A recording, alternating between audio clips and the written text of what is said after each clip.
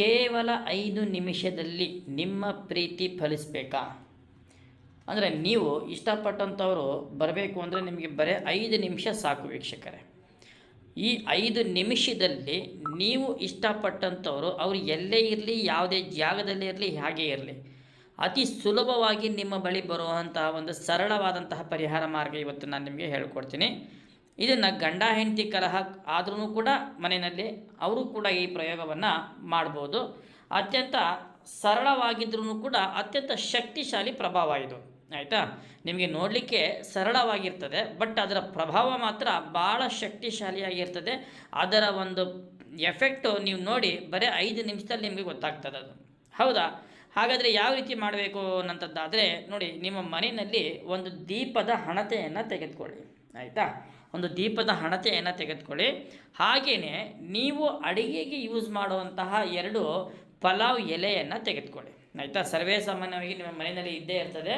ಪಲಾವ್ ಎಲೆಯನ್ನು ತೆಗೆದುಕೊಳ್ಳಿ 2.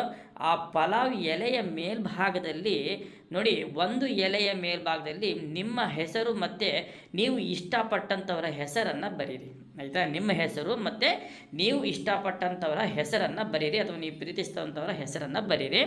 ಇನ್ನೊಂದು ಪಲಾವ್ ಎಲೆಯ ಮೇಲೆ ನೋಡಿ, ಓಂ ಕಾಮೇ ಕಾಮೇ ವಶಂ ಫಟ್ ಸ್ವಾಹ, ಆಯಿತಾ. ಓಂ ಕಾಮೇ ಕಾಮೇ ವಶಂ ಫಟ್ ಸ್ವಾಹ ಅನ್ನಂತಹ ಈ ಒಂದು ಮಂತ್ರವನ್ನು ಇನ್ನೊಂದು ಎಲೆಯ ಮೇಲೆ ಬರ್ಕೊಳ್ಳಿ ವೀಕ್ಷಕರೇ.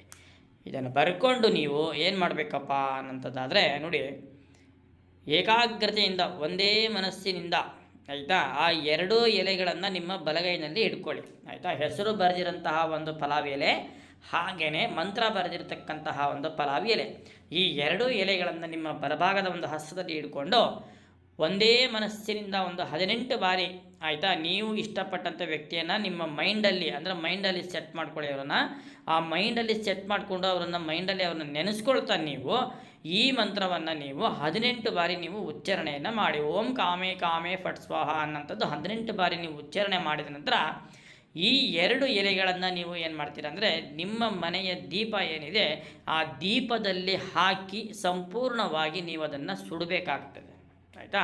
ಆ 2 ಎಲೆಗಳನ್ನು ನಿಮ್ಮ ದೀಪದಲ್ಲಿ ಹಾಕಿ ಸಂಪೂರ್ಣವಾಗಿ ಸುಟ್ಬಿಡಿ. ಅದು ಸುಟ್ಟು ಭಸ್ಮ ಬರಬೇಕು. ಅದು ಭಸ್ಮ ಬಂದಂಥದ್ದನ್ನು ಅದನ್ನು ತೆಗೆದುಕೊಂಡು ಹೋಗ್ಬಿಟ್ಟು ನಿಮ್ಮ ಮನೆಯ ತುಳಸಿ ಗಿಡದ ಹತ್ರ ಸ್ವಲ್ಪ ಮಣ್ಣಲ್ಲಿ ಹಾಕಿ ಅದನ್ನು ಹೂತ್ಬಿಡಿ, ಆಯಿತಾ. ತುಳಸಿ ಗಿಡದ ಮಣ್ಣಲ್ಲಿ ಹಾಕಿ ಅದನ್ನು ಹೂತ್ಬಿಟ್ಟು ನೀವು ಬನ್ನಿ ವೀಕ್ಷಕರೇ. ನೋಡಿ ಯಾವ ರೀತಿಯ ಒಂದು ಅಚ್ಚರಿಯ ಫಲಿತಾಂಶ ನಿಮ್ಮದಾಗ್ತದೆ ಅಂತ ನಾನು ಹೇಳೋದಿಲ್ಲ, ಅದು ನಿಮಗೇ ಗೊತ್ತಾಗ್ತದೆ, ಆಯಿತಾ. ಬರೀ 5 ನಿಮಿಷದಲ್ಲಿ ನಿಮಗೆ ಸಂಪೂರ್ಣವಾದಂತಹ ಒಂದು ಫಲಿತಾಂಶ ಇದರಿಂದ ನಿಮಗೆ ಸಿಗ್ತದೆ. ಇದರಲ್ಲಿ ಯಾವುದೇ ಥರದ ಅನುಮಾನ ಬೇಡ.